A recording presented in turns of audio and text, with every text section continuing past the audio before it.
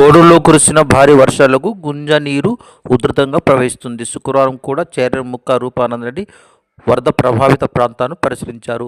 Reddivaripalli bridge, గుర్రపపాలెం వెళ్లే bridge, నర్సారాంపేట తదితర ప్రాంతాలను పరిశీలించారు. దెబ్బతిన్న బ్రిడ్జ్ మరమ్మతు పనులను వెంటనే ప్రారంభించాలని స్థానిక అధికారులకు ఆదేశాలు జారీ చేశారు. వర్షాల కారణంగా రైల్వే కోడ్ పట్టణంలోని పలు ప్రాంతాలు నీరు నిలిచిపోవడంతో పాటు పాత రోడ్లు అధ్వాన పరిస్థితికి చేరుకున్నాయి. ఈ నేపథ్యంలో రైల్వే కోడ్ టీడీపీ ఇన్ఛార్జ్ మరియు Kadapa urban development authority chairman Bukka Roopananda Reddy స్వయంగా పలు విధులు పర్యటించి పరిస్థితులు సమీక్షించారు.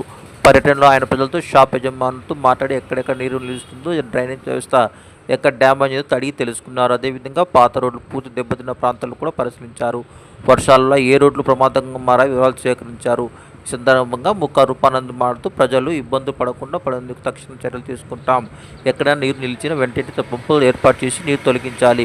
డ్రైనేజీ ఏట్లను శుభ్రం చేయాలతో పాటు దెబ్బతిన్న రోడ్డు మరమ్మతు తక్షణం చేపట్టాలని అధికారులను ఆదేశించారు. పట్టణం పరిశుభ్రంగా సురక్షితంగా ఉండేలా కృషి చేస్తామని రైల్వే కోడ్ ప్రజలకు ఈ ఆపత్ సమయంలో ఎప్పుడైనా 24 గంటలు అందుబాటులో ఉంటూ వారి సమస్యలు తక్షణం పరిష్కరించేందుకు కృషి చేస్తామని అన్నారు. ఈ పర్యటనలో జయప్రకాష్, స్థానిక నాయకులు, అధికారులు, పార్టీ కార్యకర్తలు పాల్గొన్నారు. రాజంపేట మార్కెట్ యార్డ్ చైర్మన్ మాజీ చొప్పాయిలారెడ్డి వైసీపీ స్టేట్ ఎగ్జిక్యూటివ్ కౌన్సిల్ మెంబర్గా వైసీపీ కేంద్ర కార్యాలయం గురువారం ఉత్తర్వులు జారీ చేసింది. దీంతో వైఎస్ జగన్ ఆదేశాల మేరకు ఈ ఉత్తర్వులు వచ్చినట్లు వారు పేర్కొన్నారు. ఈయన సుదీర్ఘకాలం పార్టీలో కొనసాగుతున్నారు. కోడూరు మండలం ఎస్. ఉప్పర్పల్లి పంచాయతీ మారవారిపల్లి గ్రామానికి చెందిన నగిరిపాటి శంకరయ్యకు 25,260 రూపాయలు ముఖ్యమంత్రి సహాయ నిధి చెక్కును వారి స్వగృహంలో ప్రభుత్వ విప్ మరియు రైల్వే కోడూరు ఎమ్మెల్యే అరవ శ్రీధర్ అందజేశారు. ఈ సందర్భంగా ఎమ్మెల్యే అరవ శ్రీధర్ మాట్లాడుతూ, ప్రజల ఆశ్రయం ప్రభుత్వం నిలవడం కూటమి యొక్క ప్రధాన లక్ష్యమని, సీఎం రిలీఫ్ ఫండ్ ద్వారా ఎంతోమంది కుటుంబాలకు అండగా నిలుస్తుందని అన్నారు. ముక్క వరలక్ష్మి మాట్లాడుతూ, సీఎం రిలీఫ్ ఫండ్లో ప్రజల జీవితాల నమ్మకాన్ని నింపుతుంది. ఈ సహాయం వారి జీవనానికి కొత్త శక్తిని ఇస్తుందని తెలిపారు. ఈ కార్యక్రమంలో ఎన్డీఏ కూటమి నేతలు పాల్గొన్నారు.